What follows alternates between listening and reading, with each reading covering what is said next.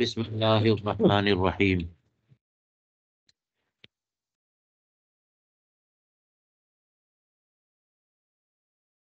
الاشباہ والنظائر میں اجارات کا بیان فرماتے ہیں اجر و نضح بیت الخلا لا یجب علی الموجر۔ بیت الخلا کی صفائی کی اجرت موجر پر واجب نہیں ہے۔ گھر مالک مکان نے اجارے پہ دے دیا تو اس کی صفائی وغیرہ یہ اس پر واجب نہیں ہے۔ تو بیت الخلا کا استعمال تو ہوگا نا، اس میں بھی گندگی ہے تو اس کی صفائی کی اجرت بھی موجر پر واجب نہیں ہے۔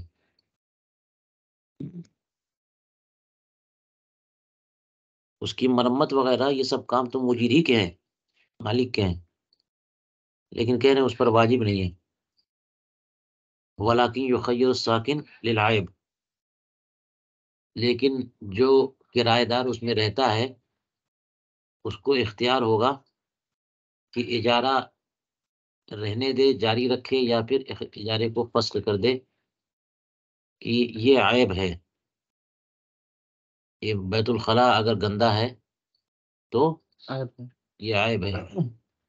تو خیال عیب تو حاصل ہوتا ہے نا مشتری کو، اسی طرح سے مستاجر کو بھی، کہ جو چیز آپ ہم کو اجارے پہ دے رہے ہیں صاف ستھرا تو ہو، عیب تو نہیں ہونا چاہیے اس میں۔ وقضا اصلاح المیزاب و تطین السطح و نحوہ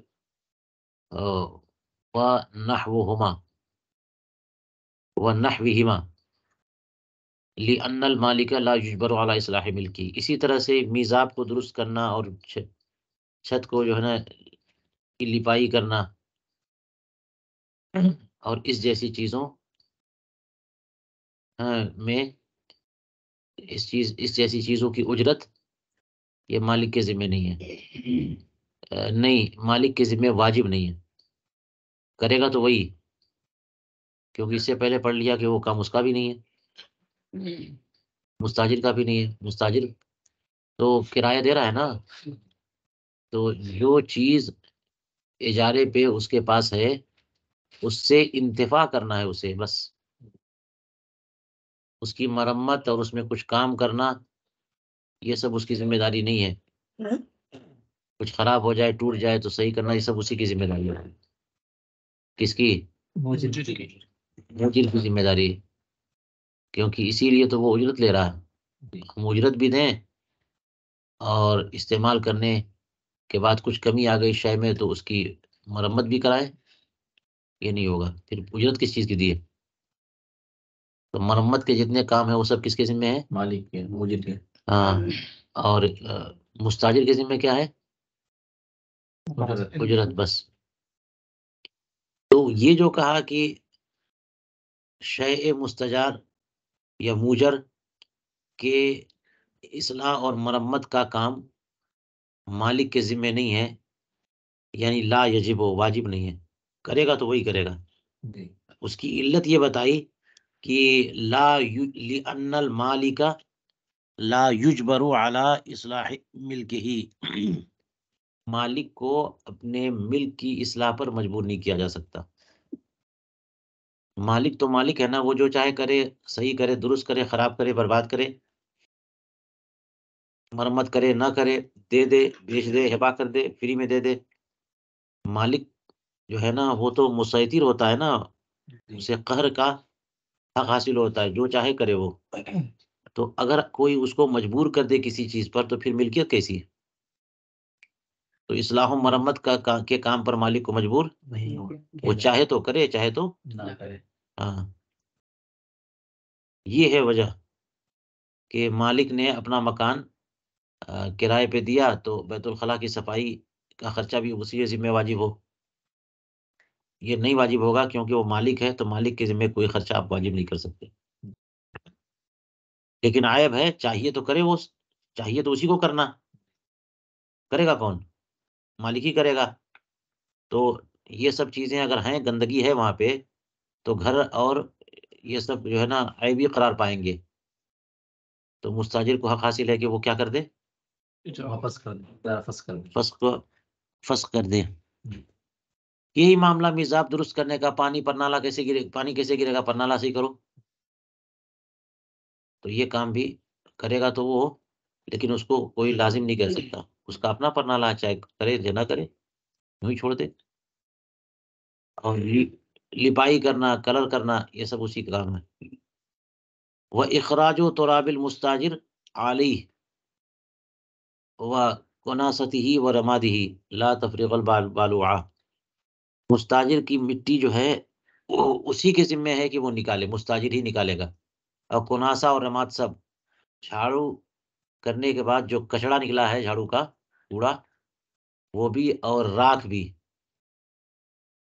یعنی مستاجر باہر سے مٹی لے کے آیا کچھ بنانے کے لیے، چولہا وغیرہ کچھ بھی کام کے لیے، تو وہ تراب کون دور کرے گا؟ وہی مستاجر کرے گا.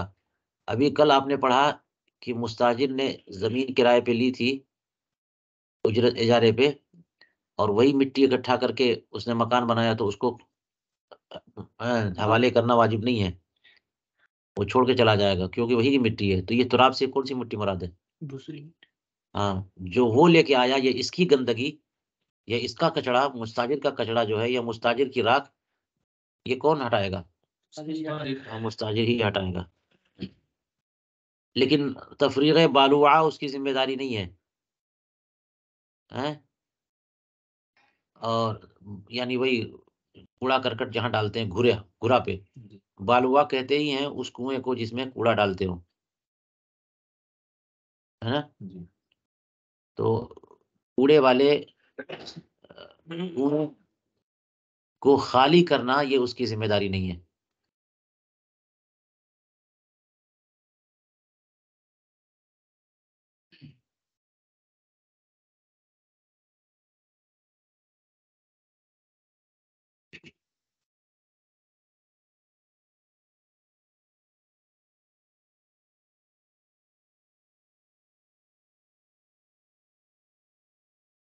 یہ جو سیاق چل رہا ہے، اس سے تو یہ سمجھ میں آ رہا ہے کہ مستاجر کا ذکر آخر میں آیا تو مستاجر کی ذمہ داری نہیں ہے بالوا خالی کرنا، کہ کوڑا ڈال دی کہ وہی بغل ہی میں کنواں ہے، اسی میں کوڑا ڈالا جاتا ہے، وہ بھی اسی کا ہے، مالک کا. تو گھر میں جتنے کوڑا کرکٹ ہے وہ سب صاف یہی کرے گا مستاجر. لیکن کوڑا کرکٹ ڈال دیا اس نے کنویں میں، تو اس کو بھی صاف کرنا اور اس کو بھی خالی کرنا یہ مستاجر کا کام نہیں ہے، کیونکہ یہ استعمال مانا جاتا ہے. کوڑا وہیں ڈالیں گے، جو بھی کوڑا کہیں ڈالتا ہے وہ اس لیے نہیں ڈالتا کہ وہاں سے پھر خالی کرنا ہے. اس عبارت کی کا مطلب ایک تو یہ ہوا جو میں نے ابھی بتایا، اور ایک صورت یہ ہو سکتی ہے کہ یوں پڑھیں وَإِخْرَاجُ تُرَابِ الْمُسْتَاجَرِ.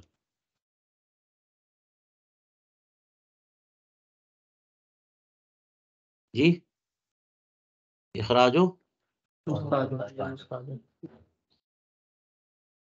اور مستاجر پڑھیں تو یعنی جو چیز اجارے پہ اس نے لی ہے، اس عین، اس گھر یا مکان کی جو مٹی ہے وہ علیہ. اب علیہ میں ضمیر ہا کا مرجع وہی مالک ہے، مجر. اصل میں آئی مکان مستاجر میں جو مٹی ہے وہ دے گا نا مکان، اس کو حوالے تو کرے گا، تو تسلیم موجر ذمہ داری ہے موجر کی. اس میں اپنا سامان رکھا ہوا ہے، تو جب تک سامان ہٹائے گا نہیں حوالے کرنا پایا نہیں جائے گا. تو اسی طرح سے اس میں کوڑا کرکٹ ہے، گندگی ہے، راکھ ہے، مٹی ہے، تو یہ کون نکالے گا؟ مستاجر آگے نہیں نکالے گا، مجر ہی کی ذمہ داری ہے. ٹھیک ہے. یہاں پہ وہی بات، یہ سب صفائی کی اجرت اس کے ذمہ واجب نہیں ہے، لیکن کرے گا وہی، کیونکہ مکان تو اس کا ہے نا. تو اس طرح سے مفہوم بالکل بدل گیا. لیکن مستاجر نہیں مراد، پھر مستاجر اس تقریر پر وَإِخْرَاجُ تُرَابِ الْمُسْتَاجَرِ عَلَيْهِ. ٹھیک ہے. لا تفریغ البالوعہ، یہ جو تفریغ بالوعہ کا لفظ ہے اسی وجہ سے میں نے دوسرے مفہوم کی طرف بھی اشارہ کر دیا، اشارہ کیا صراحت کر دی کہ مالک جو موجر ہے مکان کو صاف جو ہے نا وہی کرے گا، کوڑا کرکٹ وہی نکلوائے گا، لیکن بغل میں جو کنواں یعنی گھورا ہے کوڑا کرکٹ ڈالنے کا، اس کو صاف کر کے دینا اس کی ذمہ داری نہیں ہے مالک کی۔ چلیے آگے، رد المستاجر علی الموجر واجب فی مکان الاجارہ، اور یہاں بھی ہو سکتا ہے رد المستاجر علی الموجر واجب فی مکان الاجارہ، شیء مستاجر کا موجر کو واپس کر دینا یہ مکان اجارہ میں ضروری ہے، جہاں پہ اس نے اجارے میں دیا تھا، گاڑی ہے، گھوڑا ہے نا، جہاں پہ آپ نے اجارے میں لیا اور موجر مالک نے دیا، آپ لے جا کر کے وہیں واپس کرو۔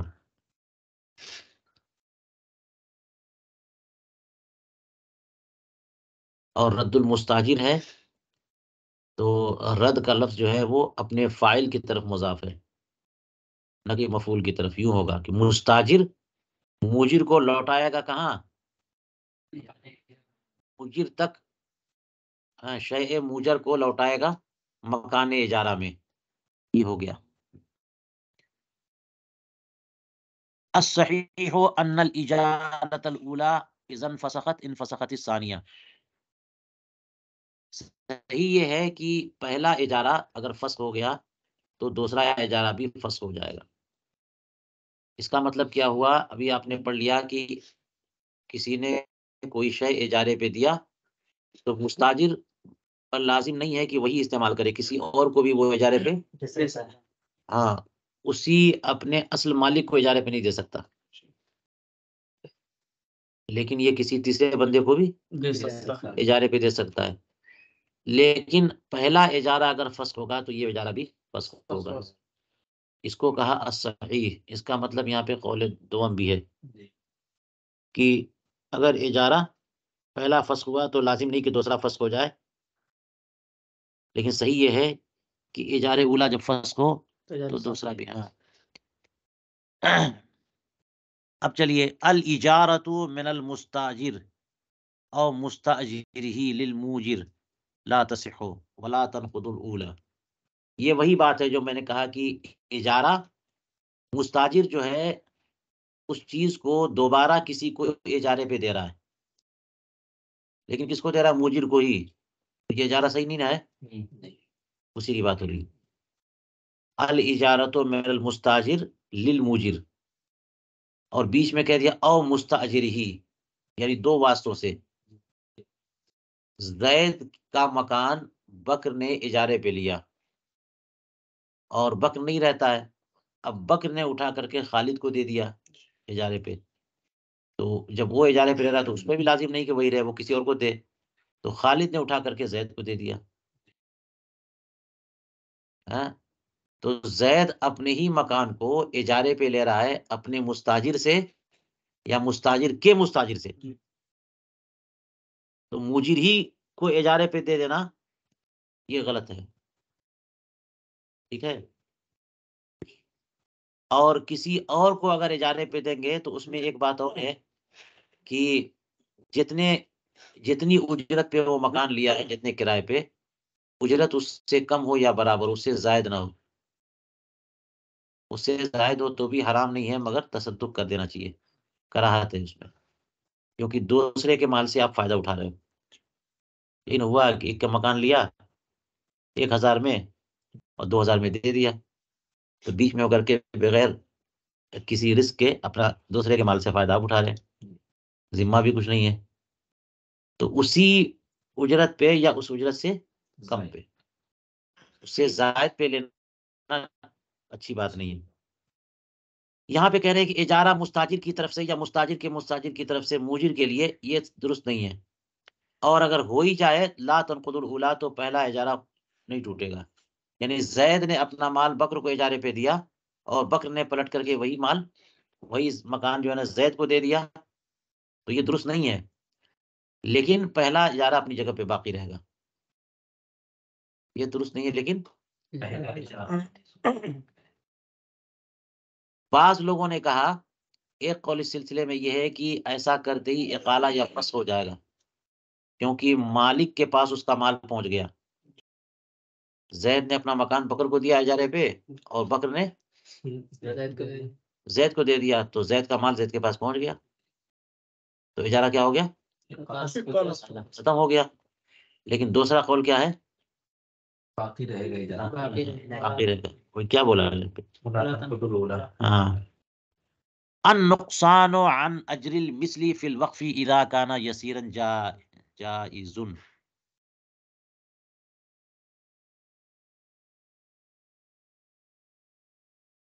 ٹھیک ہے،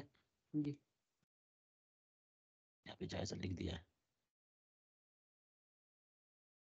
اجرت مثل سے کمی وقف کی جائیداد میں اگر یہ کمی تھوڑی موڑی ہے تو یہ کمی جائز ہے. وقف کا معاملہ جو ہے نا ذرا الگ ہوتا ہے. یتیم کی جائیداد کو اجارے پہ دیں، یا جو چیز اجارے ہی پر دینے کے لیے بنی ہے اس کو اجارے پہ دیں، یا وقف کی جائیداد کو اجارے پہ دیں، تو اس کا حکم ذرا الگ ہو جاتا ہے عام چیزوں کے اجارے سے. آپ کی چیز ہے، آپ چاہے فری میں دے دو، 100 روپیہ اجارہ چل رہا ہے، اجرت چل رہی ہے، آپ 5 روپے میں دے دو، 90 میں دے دو، آپ کا سامان ہے، ٹھیک ہے. لیکن وقف کی جائیداد کو اس طرح نہیں کر سکتے. اجرت مثل سے کم پر دیں گے، اس میں اجرت مسمہ واجب ہوتی ہے نا، لیکن وقف کی جائیداد میں اجرت مسمہ اور اجرت مثل سے کم ہے، تو یہ بھی درست نہیں ہے. اجرت مثل دینی پڑے گی، کیونکہ یہ انفع وقف کے لیے ہو اس کا اعتبار ہوتا ہے نا، اس کا اعتبار ہوتا ہے. تو اس لیے کہتے ہیں کہ وقف میں اجرت مثل سے کمی اگر ہلکی پھلکی ہے تو ٹھیک ہے، یعنی اس کا مطلب معتدبہ کمی ہے تو چلے گا، معتدبہ کمی ہے تو نہیں چلے گا، ہے نا. اگر بہت معمولی سی کمی، 1 روپیہ 2 روپیہ کی کمی جس کو لوگ دینی ہے کمی، تو ٹھیک ہے. آج رہا ثم آج رہا من غیر ہی، اس نے یعنی مالک نے مکان کو اجرت پہ دے دیا اور پھر اس کے بعد کسی دوسرے کو اجرت پہ دے دیا. زید نے اپنا مکان بکر کو دیا اجرت پہ، اور پھر اس کے بعد خالد کو بھی اجرت پہ دے دیا، یعنی ایجاب و قبول ہو گیا. اب کیا ہوگا؟ کہتے ہیں فثانیۃ موقوفۃ علی اجازت الاول، تو دوسرا اجارہ پہلے پہلے مستاجر کے کی اجازت پر موقوف ہے. یہ نے کہا اس کا مطلب یہ ہوا کہ پہلا اجارہ درست ہو گیا، دوسرا اجارہ موقوف ہو گیا. اجارہ کرنے کے معاملے میں یہ فضولی کے درجے میں ہو گیا، کیونکہ جس کے پاس اب مکان جانا چاہیے وہ اجارے پہ دے، یہ کس اجارے پہ دے گا؟ تو مالک نے کسی کو اجارے پہ دیا، اس کے بعد پھر کسی تیسرے کو اجارے پہ دے دیا، تو پہلا اجارہ درست ہے، دوسرا موقوف ہے. کس کی اجازت پہ؟ فَإِن رَدَّهَا بَطَلَتْ، اگر مستاجر اول دوسرے اجارے کو رد کر دے تو وہ دوسرا اجارہ باطل ہو جائے گا. اور وَإِنْ أَجَازَهَا فَالْأُجْرَةُ لَهُ، اور اگر جائز کر دے تو درست ہو جائے گا، اور اجرت اسی مستاجر اول کی ہے وہ ملے گی، گویا کہ یہ نائب ہو کر کے اس کو اجارے پہ دے رہا ہے. تو زید نے اپنا مکان بکر کو دیا، بکر نے خالد کو دیا، نہیں بکر نے خالد کو دیا تو بکر کو اجرت ملے گی، اور وہ اجرت زید کو دے گا وہ. لیکن اگر زید نے بکر کو دیا اور اس کے بعد زید ہی نے اٹھا کے خالد کو دے دیا، تو بکر کی اجازت پر موقوف ہے. بکر نے اجازت دے دی تو دوسرا اجارہ بھی صحیح ہو گیا، لیکن اجارہ صحیح ہوا بکر کی طرف سے، اس لیے اجرت اسی کی. استاجرہ لعمل سنۃ فمضى نصفها بلا عمل فله الفسخ، 1 سال کے کام کے لیے اجرت پہ لی تھی اور آدھا سال یعنی 6 مہینے گزر گئے بغیر کام کے، تو پھر فسخ کر سکتا ہے. 1 سال کے لیے کوئی چیز یا کوئی اجیر رکھا تھا، کوئی سامان اجارے پہ لیا تھا، 1 سال ہمیں آدھا وقت گزر گیا، کام ہی نہیں کیا، تو پھر یہ ایک عذر ہے کہ اب باقی آدھے کو کیوں ہم بغیر کام کے پیسہ دیں، تو فسخ کر سکتا ہے. تنفسخ الاجارۃ بموت الموجر العاقد لنفسه الا لضرورۃ، یہاں پر ایک بات یہ سمجھنے کی ہے کہ موجر یا مستاجر دونوں میں سے کسی ایک کا انتقال ہو جائے تو اجارہ فاسد ہو جاتا ہے، ختم ہو جاتا ہے۔ اجارہ اس میں تو ملکیت اسی کی رہتی ہے نا، مالک کی، تو اجارہ ایک رواں دواں عقد ہے۔ تو ابھی اجارے ہی کی صورت حال تھی کہ موجر کا انتقال ہو گیا یا مستاجر کا انتقال ہو گیا تو اجارہ ختم ہے۔ تفصیل کچھ ہے کہ مستاجر کا انتقال ہوا تو ختم، اور موجر کا انتقال ہوا تو لازم نہیں ہے کہ ختم ہو، کیونکہ وارثین تک منتقل ہو جائے۔ وہ اجارہ کس کی تک منتقل ہو جائے، یعنی مطالب اب وارثین ہوں گے، یا نفع اس کا یا اجرت جائے گی کس کو، وارثین کو جائے گی۔ تو بہرحال یہ بات ہے کہ یہی عاقدین ہے نا، یہی جب دونوں عاقد ہیں دونوں، تو ان میں سے کوئی نہیں رہا تو عقد ختم، ایک رکنی فوت ہو گیا۔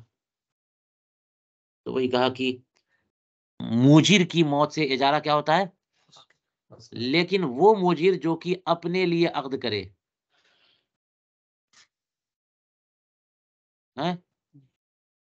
جس نے اپنے لیے جو ہے نا عقد اجارہ کیا، کہ اس کا فائدہ اس کو پہنچے گا۔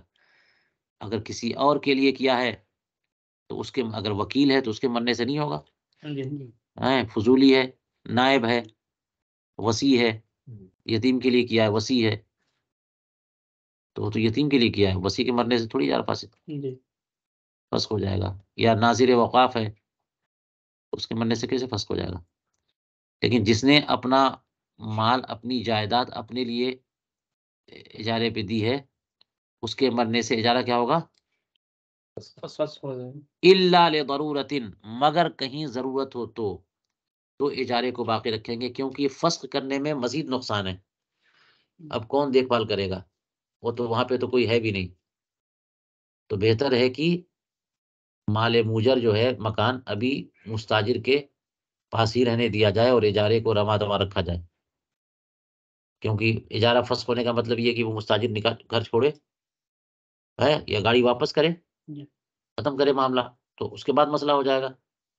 ابھی کم سے کم اس کی حفاظت میں تو ہے، استعمال میں تو ہے۔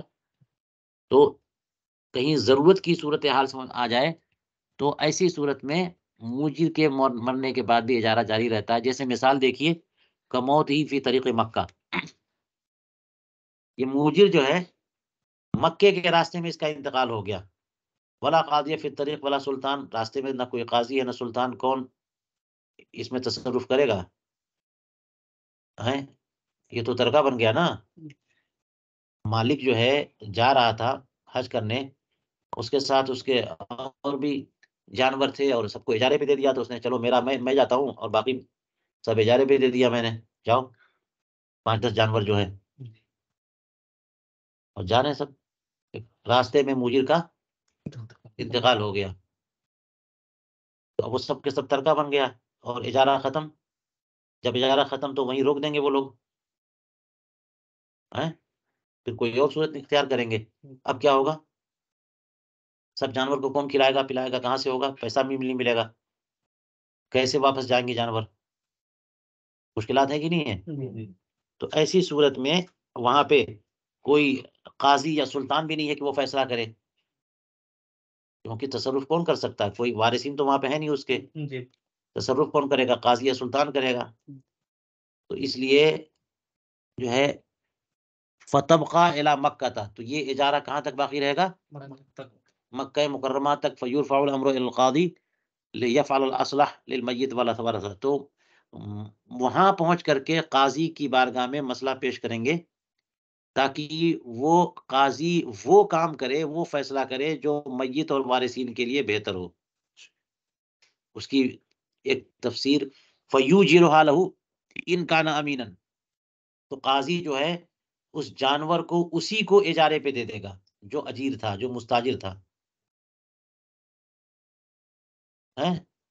اگر وہ امین ہو تو، کیونکہ امین ہو تب تو اس کو لے کے واپس پہنچانا بھی ہے، جا کر کے وہاں کہنے لگے میرا ہے، تو اب تو کوئی دعویٰ کرنے والا کوئی یہاں پر ہے نہیں، وارثین سب وہاں پر ہیں، اس کا انتقال ہو گیا، مطالب کوئی نہیں ہے۔ تو اگر وہ مستاجر امین ہے تو قاضی اسی کو اجارے پہ دے دے. او یبیعها بالقیمت، یا پھر اس کے لیے اصلہ یہ ہو سکتا ہے کہ اس جانور کو وہیں قیمت پر بیچ دے،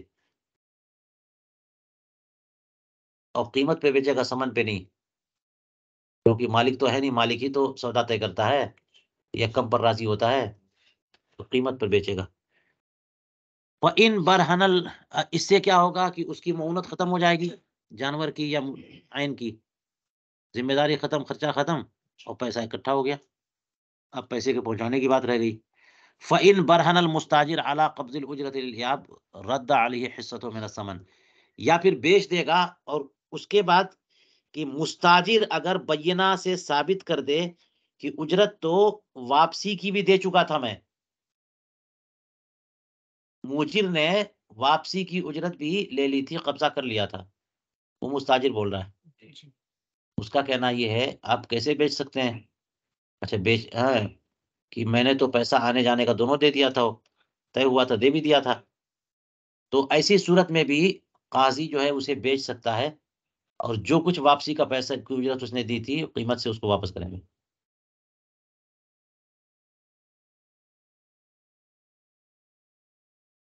رد علیہ حصۃ من الثمن، تو سمن سے اس کا حصہ جتنا بنتا ہے واپسی کی اجرت جو دے دیا تھا اس نے، قاضی لوٹائے گا.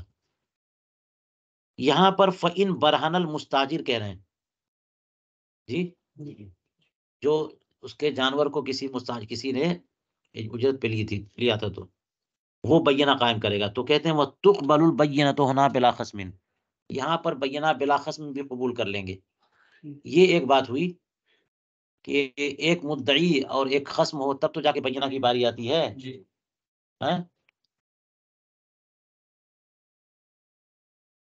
بینہ کی باری کب آتی ہے؟ ہاں، تو ہوتی اسی، تبھی تو بینہ قائم کریں گے. خصم ہو ہی نہیں تو بینہ قائم کس لیے کریں گے؟ اسی لیے تو قائم کرتے ہیں بینہ، کہ بینہ قبول ہو جائے تو اس کے اوپر لازم آئے. وہاں پہ کوئی ہے ہی نہیں تو کس پہ لازم کریں گے؟ تو خصم کے بغیر بینہ کا کیا مطلب ہے؟ یہاں تو خصم نہیں ہے، مالک جو ہے اس کا انتقال ہو گیا، مستاجر جو ہے وہی مدعی ہے، وہ کہہ رہا ہے کہ میں نے تو جو ہے وہ کرایہ واپسی کا بھی دے دیا تھا. تو یہ اس کا دعویٰ ہوا. کس پر دعویٰ ہے؟ میت پر. میت تو ہے نہیں تو دعویٰ کا سما کیسے کریں گے؟ بینہ کیوں؟ کس کے خلاف بینہ قبول کریں گے؟ تو خصم کے بغیر بینہ نہیں ہوتا نا. لیکن یہاں پر ہے، کہتے ہیں تقبل البینہ تو ہونا، یہاں بینہ قبول کریں گے بغیر خصم کے بھی. اس کی وجہ کیا ہے؟ لِأَنَّهُ يُرِيدُ الْأَخْذَ مِنْ ثَمَنِ مَا فِي يَدِهِ، اس لیے کہ یہ خصم جو ہے، نہیں خصم نہیں، مستاجر، یہ جو کچھ اس کے ہاتھ میں اسی سے سمن لینا چاہ رہا ہے. اچھا، اس کا مطلب یوں سمجھیے کہ یہ خصم ضروری ہے مدعی کے بینہ کے لیے، تاکہ اس خصم پر لازم کریں. مدعی جو ہے دعویٰ کر رہا ہے کہ میرا اس کے اوپر اتنا باقی، وہ منع کر رہا ہے، یہ بینہ پیش کرے گا. تو بینہ پیش کرنے کا مقصد یہ ہے کہ اس کے پر اتنی ادائیگی لازم کرنا، تو اس کے پاس سے لینا، اس کے پاس جو کچھ ہے اس سے لینا، کیونکہ وہ تو منکر ہے، تو ظاہر اس کے موافق حال ہے، اسی کے قبضے میں ہے، تبھی تو منکر ہوا وہ، اور یہ مدعی ہوا. تو اس کے لیے خصم ضروری ہے تاکہ اس کے اوپر لازم کرے اور اس کے ہاتھ سے لے. اس لیے اگر اس کے ہاتھ سے نہیں لینا ہے تو خصم کی کیا ضرورت ہے؟ خصم کی موجودگی ضروری ہے مدعی کے بینہ کے لیے، کیونکہ مدعی خصم کے پاس ہی سے تو لے گا بینہ کے ذریعے، اور خصم کے پاس سے نہیں لینا ہے بلکہ مدعی کے پاس یہ بھی موجود ہے، صرف اپنا استحقاق ثابت کرنا ہے. تو پھر بینہ اسی صورت میں بغیر خصم کے بھی قبول کر لیں گے. کیوں؟ اس لیے کہ اس کو خصم سے وہ انتقال ہو گیا نا، اس کا مالک جو خصم بنے گا اس کا انتقال ہو گیا، اس کے ہاتھ میں تو کچھ ہے نہیں، جانور اسی کے ہاتھ میں ہے. کس کے ہاتھ میں؟ مستاجر کے ہاتھ میں. تو یہاں پر بینہ جو ہے نا وہ اس کا بغیر خصم کے بھی قبول کریں گے، اس لیے کہ خصم، یہ مدعی جو ہے لینا کہاں سے چاہ رہا ہے؟ اپنے پاس سے ہی لینا چاہ رہا ہے. کیا بول رہے ہیں؟ لِأَنَّهُ يُرِيدُ الْأَخْذَ مِنْ ثَمَنِ مَا فِي يَدِهِ، جو کچھ اس کے قبضے میں اسی کے ثمن سے تو لینا ہے اس کو، تو اس لیے خصم کی ضرورت ہے ہی نہیں. یہاں پہ ہو گئی بات. کہتے ہیں وَإِذَا أُعْتِقَ الْأَجِيرُ فِي أَثْنَاءِ الْمُدَّةِ يُخَيَّرُ فَإِنْ فَسَخَهَا فَلِلْمَوْلَى أَجْرُ مَا مَضَى وَإِنْ أَجَازَهَا فَالْأَجْرُ كُلُّهُ لِلْمَوْلَى۔ اگر کہتے ہیں کہ جب اجیر کو آزاد کر دیا جائے مدت اجارہ کے دوران، تو اجیر کو اختیار ملے گا کہ وہ چاہے تو اجارہ جاری رکھے یا فسخ کر دے۔ جی زید مالک ہے، اس کا غلام ہے بکر، تو زید نے بکر کو اجارے پہ دے دیا، لے جاؤ کام لو اسے مزدوری کا، ٹھیک ہے، تو 100 روپے روزانہ کام کرے گا، 100 روپے مالک کے پاس جائیں گے نا، تو اجارہ جاری تھا 1 مہینہ 1 سال جو بھی تھا۔ اسی دوران مالک نے اپنے غلام کو کیا کر دیا، آزاد کر دیا، تو وہ بکر آزاد ہو گیا نا، اب اسے حق رہنا چاہے تو رہے، چاہے فسخ کر دے۔ وہی کہہ رہے ہیں مدت اجارہ کے دوران اجیر کو آزاد کر دیا گیا تو اجیر کیا ہوگا، مختار ہوگا۔ اگر چاہے، اس کا مطلب یہ ہے نا کہ چاہے تو جاری رکھے یا فَإِنْ فَسَخَا، اگر فسخ کر دے گا تو مولا کو اجرت ملے گی جتنے دن گزر گئے، کیونکہ وہ ایام تو آزادی سے پہلے کے تھے، تو وہ ساری اجرت اس کو ملے گی۔ وَإِنْ أَجَازَهَا، ہاں، اور اگر اسے فسخ نہ کیا بلکہ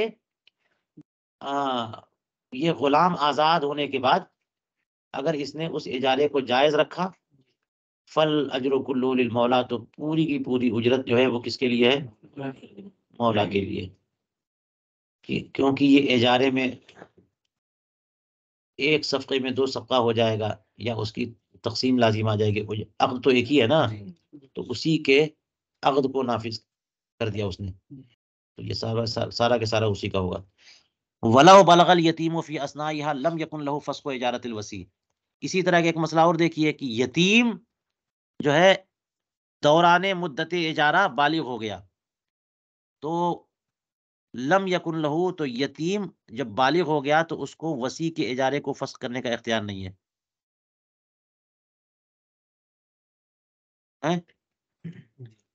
یتیم کی کوئی جائیداد، اس کا مطلب یہ ہے یتیم کی کوئی جائیداد تھی، وصی کو حق حاصل ہے نا تصرف کا، جو اس کے لیے انفع ہو، تو وصی نے یتیم کے مکان کو کرائے پہ دے دیا 2 سال 5 سال کے لیے، اور اسی دوران یتیم کیا ہو گیا، تو سن رشد کو پہنچ گیا، تو اس کو لوٹانا ہے، لیکن بیچے میں کیوں توڑیں؟ تو کیا یتیم کو اختیار ملے گا کہ اجارے کو فسخ کر دے؟ نہیں، ایک عقد ہے اور اس کے لیے مفید ہے، نقصان دہ بھی نہیں ہے، تو یتیم اگر بالغ ہو گیا دوران اجارہ تو اسے وصی کے اجارے کو فسخ کرنے کا حق نہیں ہے، کیونکہ وصی نے جو شرعی اختیار اس کو ملا تھا اجارہ پہ دینے کا، اسی اختیار سے دیا ہے، غلط طور پہ دیا نہیں ہے۔ الا اذا آجر الیتیمہ فلہ فسخہ، مگر ایک صورت ہے کہ اس وصی نے یتیم ہی کو اجارے پہ دے دیا، یتیم ہی کو مزدوری کے لیے دے دیا، جاؤ تم فلاں جگہ کام کرو، اور 1 سال کے لیے اجارے پہ دے دیا، اسی دوران یتیم کیا ہو گیا، تو اسے اپنے نفس کا تو حق ہے، تو یہ اجارہ چاہے تو فلو فسخہ، یہ اجارہ فسخ کر سکتا ہے۔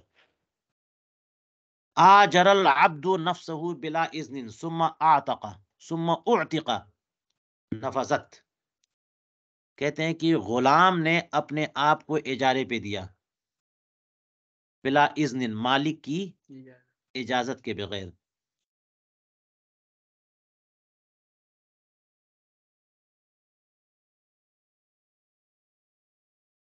اب معاملہ یہ ہے کہ غلام تو اتنا حق نہیں رکھتا نا کہ وہ اجارے کا معاملات کرے، کیسے کر دیا اس نے،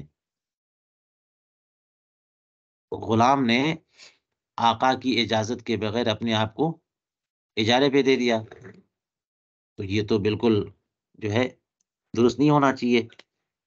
لیکن ہوا کیا، ثم اعتق، اسی غلام کو آزاد کر دیا گیا، مالک نے اس کو آزاد کر دیا، تو اب یہ اجارہ نافذ ہو گیا، نفذت ہے، کیونکہ اس نے اپنے اختیار سے اپنے آپ کو اجارے پہ دیا، تو جب تک غلام تھا یہ اجارہ درست نہیں تھا، اور آزاد کر دیا تو نافذ ہو جائے گا۔ اس کا مطلب یہ ہوا کہ یہ اجارہ اس دور پہ باطل بھی نہیں ہے بلکہ موقوف کے درجے میں ہے، اور اس کی وجہ یہ ہو سکتی ہے کہ یہ غلام ایسا ہے کہ یہ اجارے پہ دیا جا سکتا ہے، مولا دے گا تو مولا دے گا، اب یہ بھی غلام نے خود اپنے آپ کو دے دیا تو ایک فضولی کے طور پہ دیا ہے، تو یہ موقوف ہوگا، اور جب آزاد کر دیا تو نافذ ہو گیا۔ وما عمل فی رقہ، اور اپنی غلامی کے ایام میں جو کچھ اس نے کام کیا تو اس کی اجرت کس کو ملے گی؟ فلی مولا ہو، مولا کو ملے گی۔ وفی عتقہ لہو، اور آزادی کے ایام میں یعنی غلامی کے ایام میں جو کام کیا اس کی اجرت مولا کی، اور آزادی کے ایام میں جو کام کیا اس کی اجرت خود اس کی۔ پہلے والے مسئلے میں کیا کہا تھا کہ آزادی کے بعد بھی کام کیا ہے نا، کیونکہ اس میں اجارے پہ اس نے خود کو نہیں دیا، اسی نے نہیں دیا تھا، اس میں کس نے دیا تھا؟ ہاں؟ اس میں مولا نے اجارے پہ دیا تھا، غلام کو اجارے پہ کس نے دیا تھا؟ مولا نے دیا، پھر اس کے بعد آزاد کیا تو اسے حق ملتا ہے فسخ کا۔ یہاں پر غلام نے خود اپنے آپ کو اجارے پہ دیا اور اس کے بعد آزاد ہوا،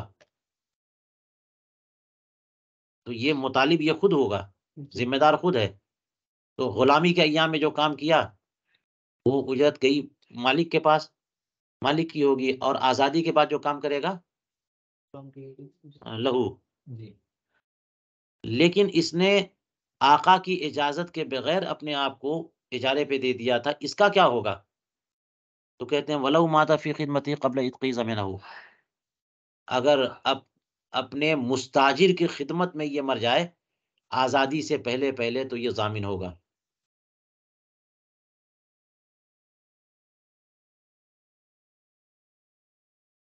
ہے نا، یہ مسئلہ ہوگا۔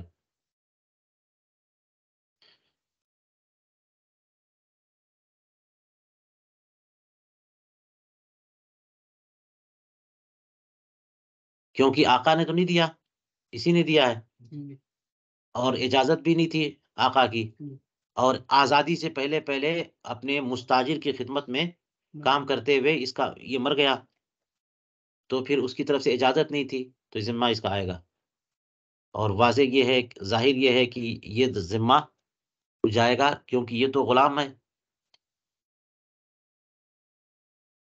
اور غلامی کے ایام میں مر گیا تو پھر اس کا مستاجر اس کا ضامن ہوگا۔ چلیے کہتے ہیں مرض العبد و اباقہ و سرقۃ عذر للمستاجر فی فسخها، غلام کی بیماری، اس کا اباق، اس کا سرقہ، یہ سب کے سب عذر ہے مستاجر کے لیے، مستاجر چاہے فی فسخها فسخ کر دے، کوئی چیز عیبی ہو تو خیار عیب تو ملتا ہے نا، تو کیا کیا چیز عیب ہے دیکھ لیجئے، یہ عذر ہے۔ غلام جس کو اجرت پہ لیا ہے، اجیر بنایا ہے، وہ بیمار ہے یا بھگوڑا ہے، بھاگ جاتا ہے، وہ یہ چور ہے، تو مستاجر کیا کر سکتا ہے؟ وَقَذَا إِذَا كَانَ عَمَلُهُ فَاسِدًا، یوں ہی اگر اجیر جو غلام ہے وہ خراب کام کرتا ہے، بگاڑ دیتا ہے، تو بھی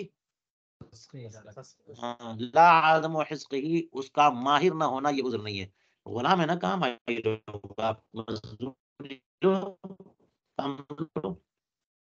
داخل الخانی وداخل الحمامی وساکن المعدی للاستغلال الغصبہ لم يصدق، کہتے ہیں کہ خان کا نازل یعنی مسافر خانے میں، سرائے میں جو اترے، اور حمام میں جو گیا، اور اسی طرح سے کوئی ایسی جگہ جو تملک کے لیے تیار کی گئی ہے نا، کرائے پہ دینے کے لیے تیار نہیں کی گئی بلکہ رہنے کے لیے، وہاں پہ اس کو اس کا مالک بننے کے لیے جو چیز جگہ تیار کی گئی، وہاں کا رہنے والا اگر یہ دعویٰ کرے کہ یہ چیز غصب کر دی گئی، ادعا فعل ہے، اور یہ وہاں سے تک میں تمام معطوفات کے ساتھ فاعل، اور الغصبہ، تو ان لوگوں نے غصب کا دعویٰ کیا کہ ہاں یہ چیز تو غصب کے معنی میں پڑھا نا آپ نے، کہ اگر جو چیز اجارے پہ لی ہے وہ غصب ہو جائے کہ جس سے اب مستاجر اس سے انتفاع نہ کر سکے تو اجرت ہوگی، اجارہ ختم ہو جائے گا نا. بتایا تھا وہاں پہ مگر یہ کہ غاصب کو وہاں سے ہٹا سکے یا اس چیز کو اس جگہ کو اس جگہ پر دوبارہ قبضہ کر سکے، اس کو غاصب کے قبضے سے چھڑا سکے، یعنی انتفاع کی صورت ہو، تمکن میں انتفاع ہو. تو غاصب نے اگر قبضہ کر لیا تو اجارہ نہیں ہے، اجرت نہیں ہوگی. ٹھیک ہے. تو یہ کس نے کیا؟ اترنے والے نے، مہمان ہے وہ اترے اور کہنے لگ گئے، دعویٰ کیا کہ تو میرے اوپر جو ہے نا اجرت نہیں ہے کیونکہ یہ تو غصب کر لی گیا، سرائے کمرئی پہ کوئی اور آ گیا تھا. حمام میں جو گیا ہے وہ شخص وہ کہہ رہا ہے کہ حمام کو غصب کر لیا گیا تھا، یا جو چیز رہنے کے لیے بنائی گئی ہے وہاں رہنے والا کہا کہ اس پہ تو غصب ہو گیا تھا. تو ان لوگوں کی بات نہیں مانیں گے، ان لوگوں کی بات نہیں. وجہ یہ ہے کہ اس طرح کی چیزوں کا غصب نہیں ہوتا عام طور پہ. کوئی بھی آ کے رہ لیتا ہے، کوئی بھی حمام میں چلا جاتا ہے، کیوں کوئی غصب کرے گا؟ یہ وجہ ہو سکتی ہے. تو یہ لوگ اگر دعویٰ کریں گے غصب کا تو لم یصدق. ہاں آگے کیا ہے؟ ہاں یہاں پہ الا ان اوجبہ کہا، والاجر واجب، یہ نہیں ٹھیک، وہی ہوگا الا اوجبہ کی بجائے والاجر واجب.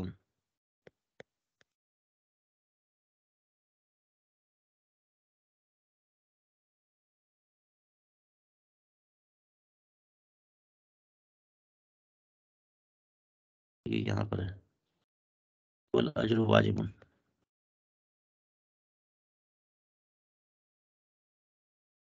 تو ظاہر ہے کہ یہ بول رہے ہیں کہ جس میں آپ نے ہمیں اتارا ہے وہ تو غصب ہو گیا، تو ان کی بات نہیں مانی جائے گی. جب نہیں مانی جائے گی اس کا مطلب یہ کہ اجارہ درست ہے تو اجر واجب ہوگا کہ نہیں، اجرت دینی ہوگی. آگے کہتے ہیں یہاں پہ لمتلفن ہے، وہی پہ اختلافہ ہے اصل میں، یہ ٹھیک نہیں ہے. اختلف صاحب الطعام والملاح فی مقداره فالقول لصاحبه ويأخذ الاجر بحسابه.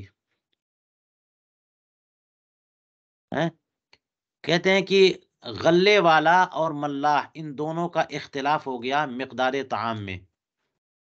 غلہ جا رہا تھا کشتی میں تو دونوں میں بات ہو گئی کہ ملاح سے کشتی میں اس پار پہنچانا کتنا پیسہ، اتنا پیسہ، کتنا 1 کنٹل 10 کنٹل لے جانا ہے. تو وہ بھی بیٹھ گیا اس میں مالک، اور ملا بھی لے جا رہا ہے. تو ان دونوں میں اختلاف ہو گیا کہ 1 کنٹل پر اتنا چارج طے ہوا ہے اور وہ کہہ رہا ہے کہ 10 کنٹل، یہ کہہ رہا ہے 5 ہی کنٹل ہے. تو ملا اور غلے کے مالک کے درمیان مقدار میں تو بات مالک کی مانی جائے گی. بات کس کی مانی جائے گی؟ وَيَأْخُذُ الْأَجْرَ بِحِسَابِهِ. اس کا مطلب یہ ہوا کہ وہ ملاح جو ہے جو کچھ کہہ رہا ہے اس کی بات نہیں مانیں گے، اور اس کا مطلب یہ ہوا کہ بینہ مگر پیش کر دے وہ تو مان لیں گے، تو اس کی بات ہوگی. اسی کے حساب سے وزن کرے اور وزن میں جتنا نکلے تو وہ بینہ کے درجے میں ہو جائے گا، ورنہ بات کس کی مانیں گے؟ اور اسی کے حساب سے اجرت لے گا. وَيَأْخُذُ الْأَجْرَ بِحِسَابِهِ. یہاں پر اذن کے بجائے الا ان یکون، الا ان یکون الاجر مسلما له، مگر یہ کہ غلے کے مالک نے اجرت جو ہے وہ ملاح کو دے دی تھی. جب ملاح کو اگر وہ دے دے گا ہے نا کشتی بان کو، تو ایسی صورت میں اب تو وہ چیز اس کے پاس آ گئی نا، تو وہ مدعی نہیں ہوا بلکہ وہ منکر ہو گیا. وہ کیا ہو گیا؟ وہ مدعی نہیں. اس کے ہاتھ میں کچھ نہیں تھا. اگر دے چکے، اجرت دے چکے تو وہ مدعی نہیں رہا، منکر ہو گیا. تو اب بات اس کی مانی جائے گی، منکر کی، مگر یہ کہ مدعی بینہ پیش کرے. اختلافا فی کونہا مشغولۃ و فارغۃ. اختلاف کی صورت کا بیان چل رہا ہے دونوں میں، یعنی موجر اور مستاجر میں اختلاف ہوا کہ جس جگہ کا اجارہ ہوا ہے وہ اس حالت میں ہوا ہے کہ وہ جگہ مشغول تھی یا پھر فارغ تھی. ہیں مستاجر کہہ رہا ہے کہ وہ جگہ فارغ تھی، اور یہ مجیر کہہ رہا ہے کہ مشغول تھی. وہ کہہ رہا فارغ تھی، اب جا کے آ گئی، ہٹائیے آپ. مجیر کہہ رہا، مالک کہہ رہا کہ نہیں، یہ جگہ پہ سامان تھا اور باقی حصے کا اجارہ ہوا تھا. تو دونوں میں اختلاف ہو گیا، مشغول ہونے میں یا فارغ ہونے میں. حکم الحال، تو حال کو حاکم بنایا جائے گا. جو موجودہ پوزیشن ہے وہ دیکھیں، اگر فارغ ہے تو مان لیں گے فارغ اجارہ ہوا تھا، اور مشغول ہے تو مشغول اجارہ ہوا تھا. اذا اختلف فی صحتها و فسادها، اختلاف اگر صحت و فساد میں ہو، فالقول لمدعی الصحت، یہ سب چیزیں پہلے بھی گزر چکی ہیں. اجارہ درست ہوا یا فاسد ہوا تو قول کس کا مانا جائے گا؟ علامہ فضلی رحمہ اللہ کہتے ہیں الا اذا ادعى الموجر بانها كانت مشغولة بالزرع وادعى المستاجر انها كانت فارغة فالقول للموجر. کہتے ہیں کہ مگر یہ کہ موجر دعویٰ کرے کہ یہ زمین جب اجارے پہ دی گئی تھی تو کھیتی کے ساتھ مشغول تھی، کھیتی پہلے سے تھی وہاں پہ، اور مستاجر کہے کہ کھیتی بالکل نہیں تھی، تو یہاں پر بات کس کی مانیں گے؟ موجر کی بات مانیں گے. تو پہلے اوپر بھی کہہ چکے ہیں کہ مشغول اور فارغ کا اختلاف ہوا تو موجودہ پوزیشن میں دیکھیں کس کی بات مانیں گے. یہاں پر اگر مشغول بالزرع ہو تو فساد والی بات کی طرف جا رہی ہے، کیونکہ تمہاری زمین جو ہے وہ تمہاری کھیتی کے ساتھ مشغول ہے، کیسے اجارہ درست ہوگا؟ تو یہاں تو فساد والی بات ہو رہی، پھر بھی بات کس کی مانی جائے گی؟ مالک کی ہی.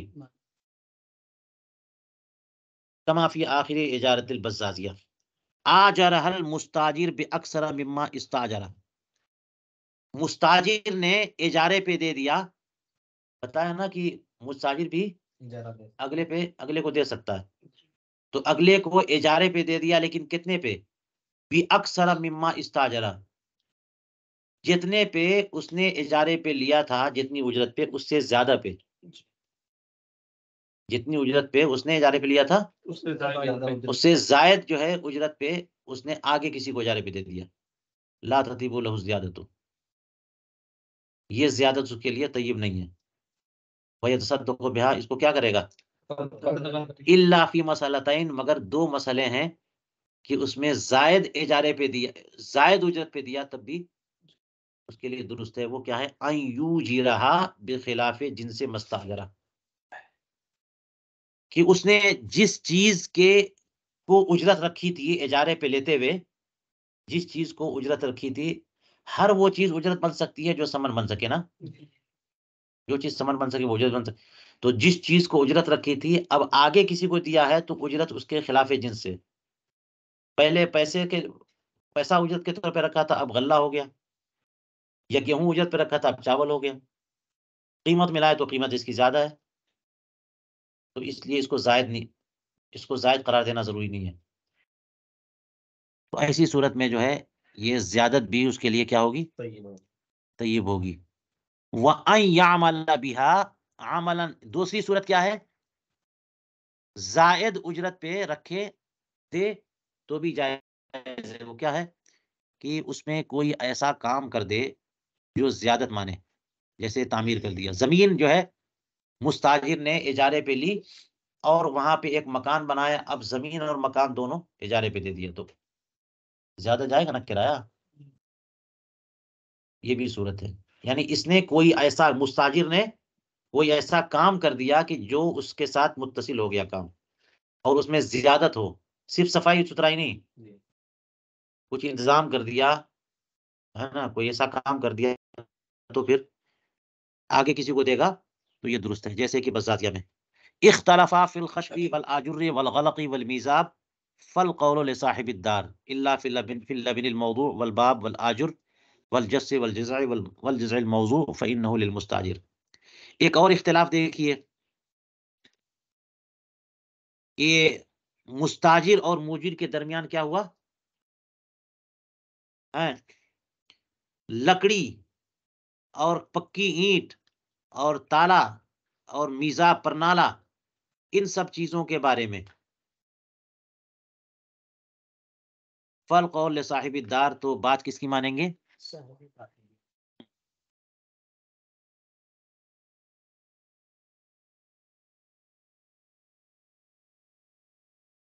اصل میں کوئی ایسی چیز جو مکان سے متصل باتصال قرار ہو تو وہ صاحب مکان کی ہے، مالک کی ہے، تو اس میں بات مالک کی ہی مانتے ہیں، ہے نا؟ وہی قسم کے درجے میں ہوتا ہے تو اسی کی بات مان. میزاب ایسا تھا، نہیں تھا، خراب تھا، گڑبڑ تھا، اس نے کہا صحیح تھا، تو اس میزاب کے بارے میں جو بات اختلاف ہوا تو بات کس کی مانیں گے؟ ہاں.